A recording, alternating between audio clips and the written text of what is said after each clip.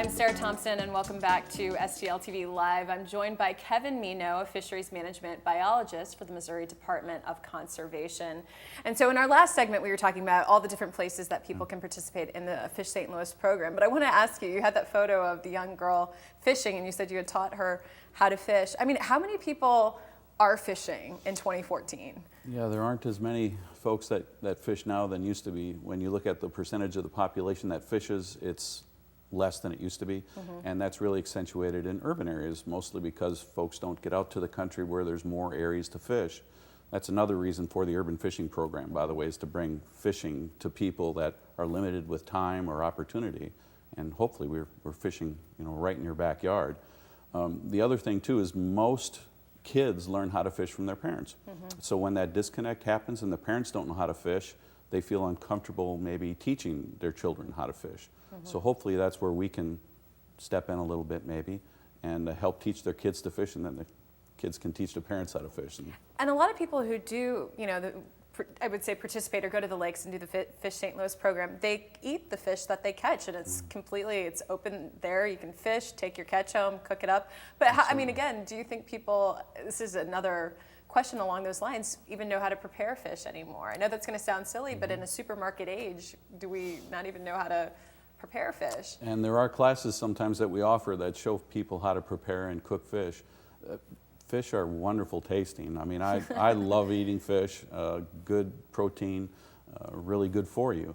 And they're not that hard to fish, or not that hard to clean and prepare, and then very easy to cook, and they cook quickly, whether it's in the oven or a deep fryer or on the grill. That's my favorite, is to put them on the grill. Yeah, and this is the best time of the year. Now, of all the different locations, like 17 lakes, are there some that are, for beginners starting out? Do you say, hey, go to Jefferson Lake at Forest Park? I mean, are there actually levels of where you should go if you've been fishing for a long time, or is it more about what type of fish are in that particular body of water? Yeah, it might be more about what type of fish are in each body of water that might help. And then also, right after we stock, there tends to be a lot more hungry fish in those lakes. So we have a fish stocking hotline that people can call. Right after we stock, we update that hotline, and then they'll know what we stocked, when we stocked, and where. Sometimes that helps as well.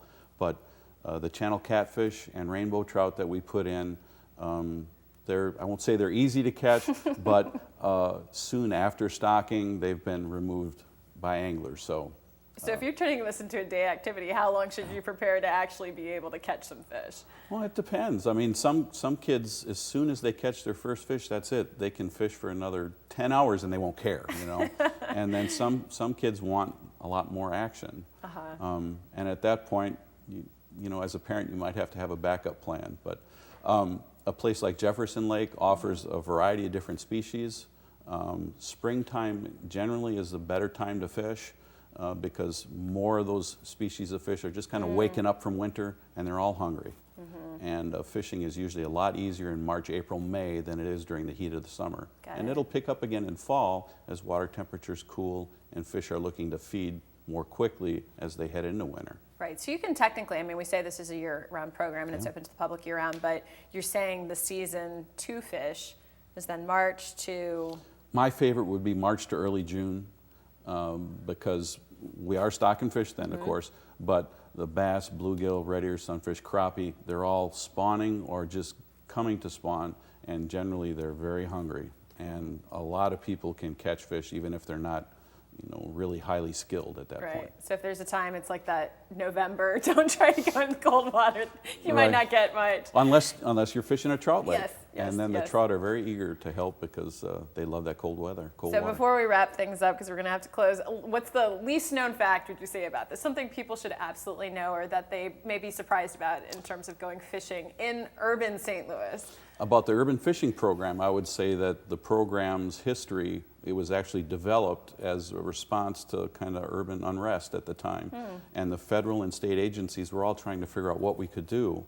And being a conservation agency, we fish and provide fishing opportunities. And we thought, well, maybe people need a break from the stresses of everyday life, and bringing fishing to them might be a good benefit. Yeah, No, this has been great. This has been extremely informative for me. I want to go and fish now. Great. So, no, thank you for being here. This has been great. Thank you so much. And we've Enjoyed got it. the information there again for you on the screen.